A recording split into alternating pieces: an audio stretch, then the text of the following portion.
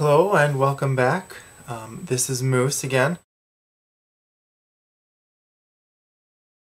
First of all, I'd like to thank my newest subscribers. Thank you, Super Douche Express, Jules, The Kika OK, Blair MV, Harthenu, Ophi212, 3 Crossfire 0, Space Robot, and the Ninja and Guido Show. I know that Super Douche Express and especially the Ninja and Guido Show are other channels that you can watch their videos, so links to those two channels are in the sidebar. Also, if you have not yet subscribed, I encourage you to push that great big orange button that says subscribe, and then you'll have the latest info on these updates of mine. Today I'd like to talk about something that happened a little over a week ago.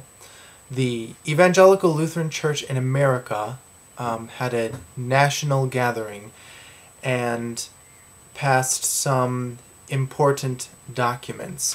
First of all, it's exciting that they passed a resolution basically saying that they're not requiring gays and lesbian ministers to be celibate anymore. This is great because now ministers, regardless of their orientation, can be treated equally. They also passed a new social statement called Human Sexuality, Gift, and Trust. It is 34 pages, over 12,000 lines in block paragraphs. I did a little bit of word analysis of the document, and just basically collecting a word count of the most frequently used words and some other important words, and to see how frequently they are used, and I will scroll that information now.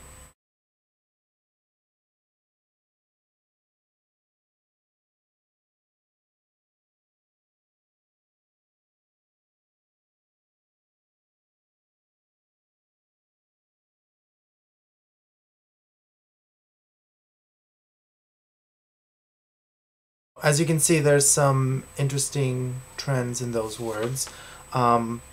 You should know that the statement is about human sexuality for all people. But the most important parts, for me, are the gay stuff, pretty much. So I'd like to summarize for you some of the statements regarding gays and lesbians. The ELCA hears that same-sex couples want recognition and support. The ELCA does not have a consensus about how to respond to this, but that there are actually 4 conscious-bound beliefs regarding the situation. The first is the belief that same-gender sexual behavior is sinful, and that the remedy is celibacy and pastoral care and community support. The second conscious-bound belief is that homosexuality is not good, and even lifelong monogamous homosexual relationships are not what God intends for his creation, and so they should not be publicly recognized. The third view says that the Bible doesn't talk about sexual orientation the way we understand it now, and covenant unions are okay, but don't call it marriage. The fourth conscious-bound belief is that the Bible doesn't talk about sexual orientation the way we understand it now, and that the same standards as heterosexual marriage should apply to same-sex couples, and that they should seek the highest legal accountability available.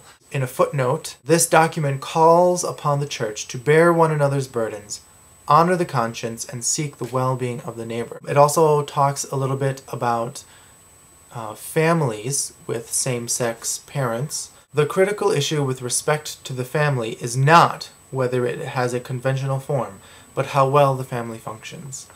All families have the responsibility for providing safety, shielding intimacy, and developing trustworthy relationships. The document also says that the ELCA regrets the way misuse of historical teachings have abandoned or shunned people for same-sex orientation.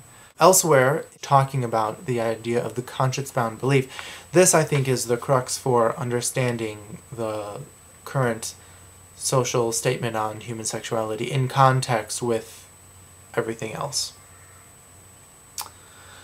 The point is not simply about toleration, but more profoundly a call for bearing the burden of full respect for the fellow believer. It is about the generosity of refraining from coercing members to act in ways they deeply believe to be wrong. It is about speaking and acting with awareness that rejecting the other's stance might also shake that neighbor's faith and trust. While I'm excited, I am hesitant to be overjoyed by this because I know that the church has a lot more work to do. I hope that the future will only bring more openness and understanding.